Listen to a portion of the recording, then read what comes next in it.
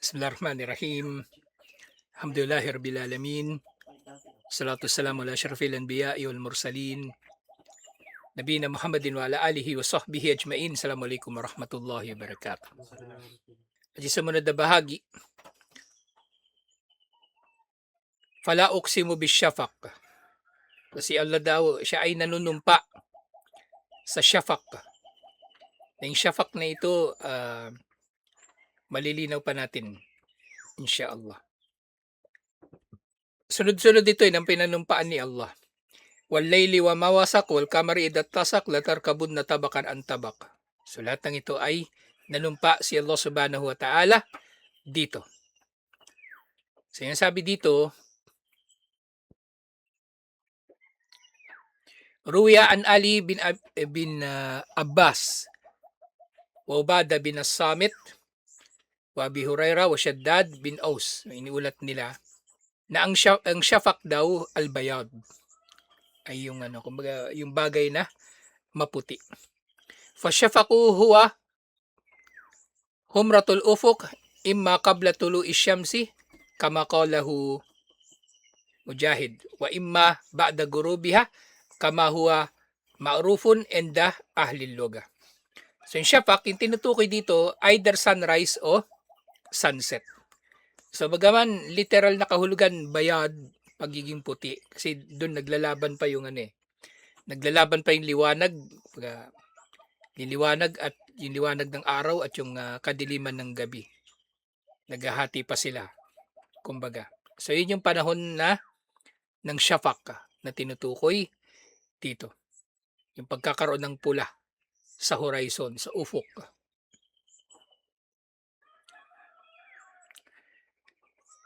Qala al-Khalil bin Ahmad, sa sinabi niya, asyafaqu al-humratu min gurubi syamsi ila waqtil isya al-akhirah. Sabi naman ng iba, ito daw yung pagiging pula ng araw sa pagitan ng paglubog ng araw sa Maghrib hanggang sa isya, kapag tuluyan na itong nakalubog. Faidadaha bakila gaba syafaq. At yun nga, kapag dumating ng oras ng isya, nakalubog na tuluyan yung araw, wala ng araw. Gaba syafaqu, yung syafaq daw yung pagiging pula na wala na ng araw. Pagiging pula ng araw na wala na. At gandi sinasabi, syafaqu baqiyatu daw isyamsi wa humratuha fi awwalil layli ila karibin minal atamah. Sa yung syafaq daw, ito yung natitirang liwanag ng araw at pagiging pula nito, pagiging pula ng liwanag nito. Natalakay na natin to, di ba? Ito yung epekto ng atmosphere sa araw. Kasi kung titignan mo yung tangent ng liwanag ng araw, mas malaki, mas makapal yung dinadaanan niya na atmosphere. Sa napipilter yung ibang kulay, pula na lang yung natitira. Hanggang sa malapit na yung oras nga ng atama, at ito na nga yung mismong gabi. Yung mismong gabi na kumbaga wala nang liwanag talaga. Wala nang liwanag. At hindi sinasabi, iniulat Imam Muslim mula kay Propeta Muhammad sallallahu alaihi wasallam annahu qala waqtul maghribi malam yagib asyafaqu. Ang oras ng maghrib ay hanggang sa hindi nawawala ang syafaq, yung pagiging pula. So, ibig sabihin, isa sa mga distinction ng maghrib sa isya, kapag madilim na talaga yung gabi. Kapag madilim na talaga ang gabi. Wala na yung nakikita natin na pula. Wala na yung nakikita natin na pula.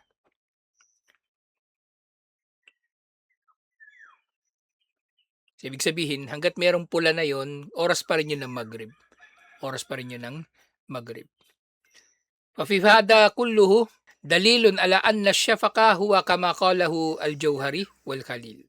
So lahat ng ito ay dalil na tama yung sinabi ni na al-Jauhari at al-Khalil. At sinabi rin ni Ibn Abbas at iba pa, wa ma wasak, yung sumunod na aya, na yung sinabi ni Allah, fala uqsimu bisyafaqa wal layli wa ma wasak. Nanunumpa siya sa syafaq, sa pagpula ng araw, sa paglubog nito sa gabi. At sa gabi daw, wal layli wa ma wasak. Yung wasaka, wa ma jamaa. Ano man daw ang natitipon sa gabi. Sabi ni Katada, wa ma jamaa min najmin wa dabbatin. So nanunumpa si Allah sa gabi at sa anumang natitipon sa gabi. So ano ba yung pwedeng natitipon sa gabi? Mga bituin. So mas nakikita natin sila sa gabi, di ba? May bituin pa rin kahit araw. Tingnan, hindi natin sila nakikita kasi natatakpan ng liwanag ng araw. Pero nandun sila. Baga. At syempre, natitipon din yung mga hayop. Lalong-lalo na yung mga lumalabas sa gabi. Mga paniki, mga insekto, gamo-gamo, yun, nanumpa si Allah sa mga yun. Wakad kala Ikrima wa layli wa mawasak, sabi ni Ikrima, masaka min dulmatin.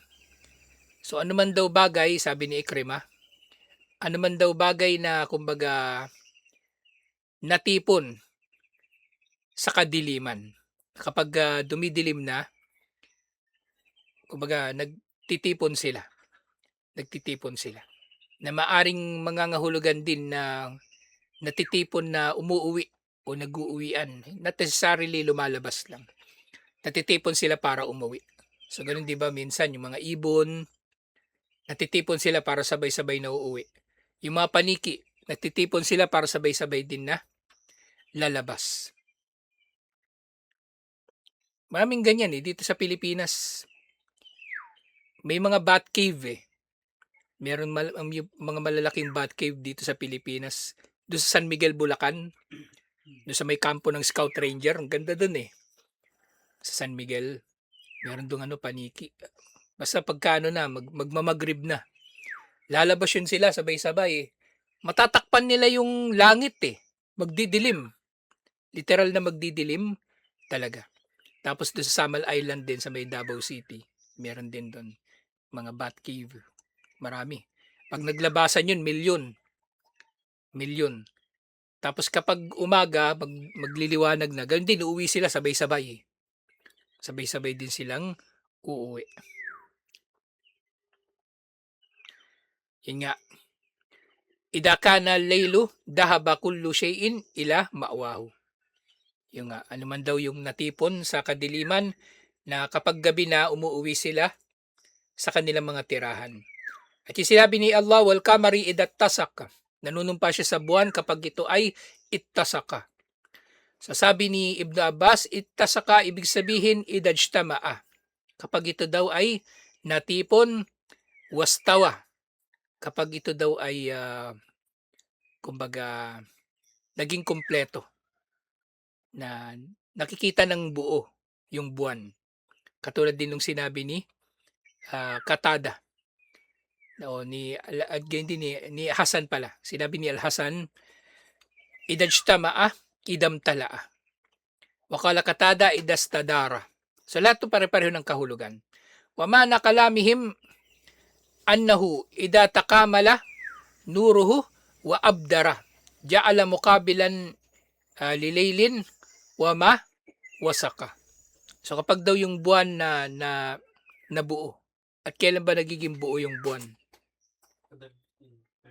Diba yung Ayyamul Bid, parang ngayon Ayyamul Bid, 13, 14, 15 na nagiging buo. So ito yung ittasaka, na siya ay nagiging buo, siya ay nagiging kompleto. Kaya ngayon dito, sana ba yan yung waabdara. Yung badar, ibig sabihin ng badar, full moon. At ito yung root word niya, abdara. Abdara ibig sabihin naging bilog. Yan. Iba sa ating kabilugan ng buwan. Yun. Yung mga panahon na pinaka-bilog, pinaka-kompleto yung buwan. So nanumpa si Allah doon. At ang pinanumpaan niya ni Allah sa lahat ng ito, latarkabun na tabakan ang tabak. Latarkabun na tabakan ang tabak. Diba lahat ng ito na pinanumpaan ni Allah at ang pinanunumpaan niya, kayo ay maglalakbay mula sa isang antas patungo sa susunod na antas ng buhay ng tao. Ng buhay ng tao. So tayo na bubuhay, umiiral na meron tayong iba't ibang antas sa ating mga buhay. Sinulat ni Imam al-Bukhari mula kay Mujahid na mula kay Ibn Abbas, latarkabun na tabakan ng tabak, halan ba'da halin. Kalagayan pagkatapos ng kalagayan. Qala, hada nabiyukum sallallahu alaihi wasallam hakada. So, rawahul Bukhari bihadal laf. So, sa iba pang mga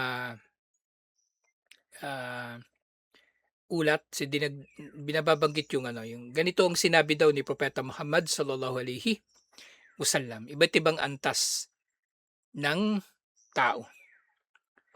Wakala Ikrima at sinabi muli ni Ikrima, tabakan ang tabak, halan ba'da halin, sa isang kondisyon, sitwasyon, kalagayan na susundan ng isa pa. Fatiman ba'da makana, radian.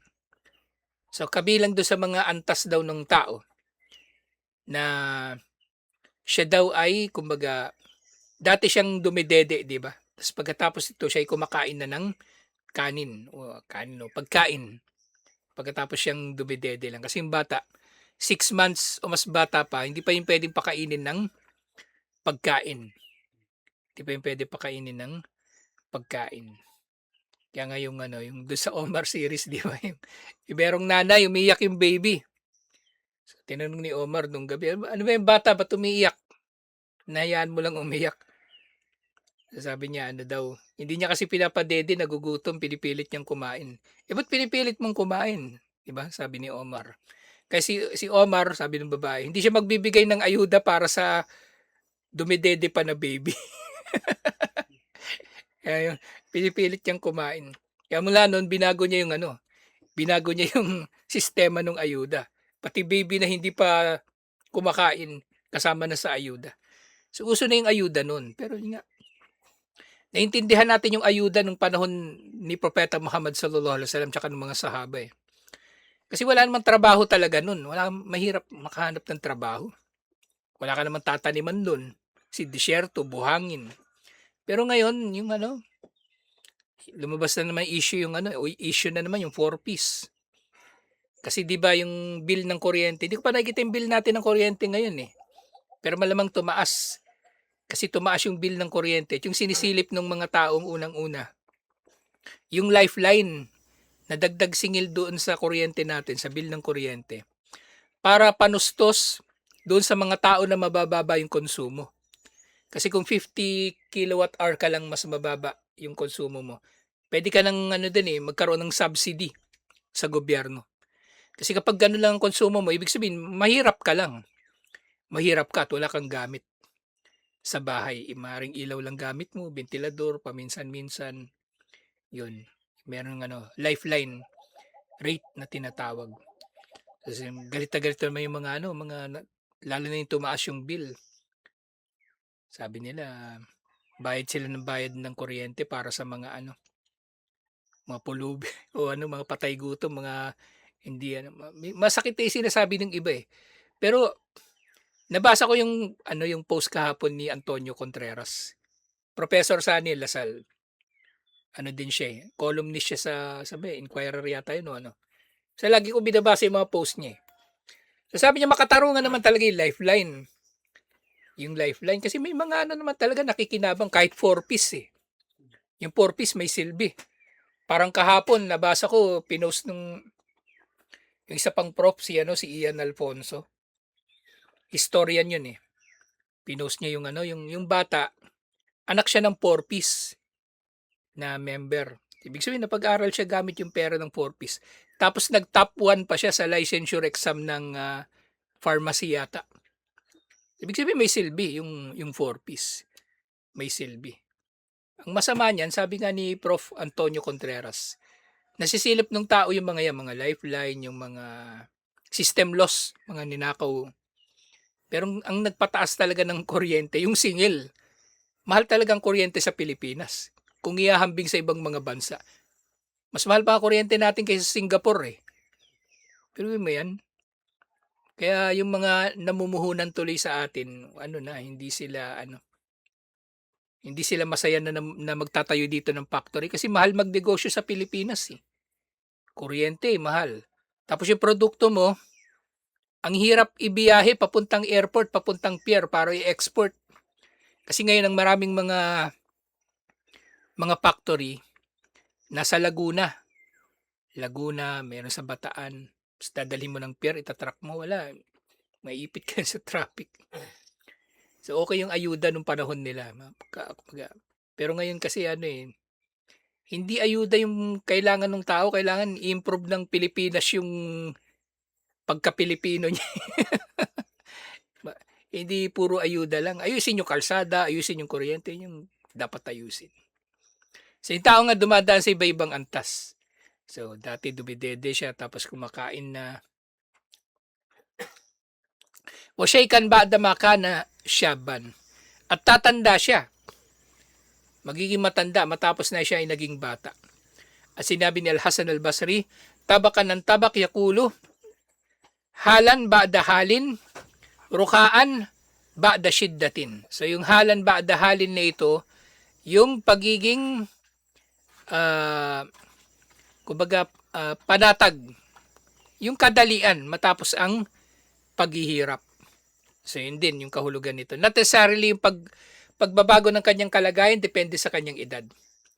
Waganiyon ba'da fakrin. At yung kanyang pagiging mayaman matapos siya maging mahirap. Wa fakran ba'da ganiyin. Yung pagiging mahirap matapos na maging mayaman. Wa sihatun ba'da sukmin. At yung kalusugan matapos siya ay magkasakit. Wa sukman ba'da sihatin. At yung sakit matapos na siya ay maging malusog. So ito yung mga pinanumpaan ni Allah. At yun nga, famalahum la yu'minun, ito na yung aya bago magsujudot tilawa. Famalahum la yu'minun, anong problema nila? Ba't hindi sila naniniwala? Wa idha quri'a alayhimul Qur'anu la yasjudun, na kapag binasa sa kanilang Qur'an, hindi sila nagsusujud. Ay famada yamna'uhum minal imani billahi wa rasulihi wal yawmil akhir. Ibig sabihin, ano ang nagbabawal sa kanila? Napaniwalaan si Allah, ang kanyang sugo at ang kabilang buhay. Wa malahum idha quri'at alayhim ayatullah. At anong problema sa kanila? Na kapag binasa sa kanila mga aya ni Allah wa kalamo, salita niya, wa huwa hadal Qur'an, at ang tinutukoy dito ang Qur'an na ito, la yasjuduna i'daman wa ikraman wa ihtiraman. Bakit hindi sila nagpapatira pa? Bilang pagdakila, paggalang at pagrespeto sa salita ni Allah. Kaya sinabi ni Allah, pagkatapos ng sujud at tilawa, balil ladina kafaru yukadibun. Hindi sila naniniwala kasi sila ay yukadibun. Ano yung yukadibun? Nagpapasinungaling. Bagkus ang mga kuffar, sila ay nagpapasinungaling. Kaya hindi sila naniniwala. Ay min sajiyatihim at takdibu wal inadu wal mukhalafatu lil haq.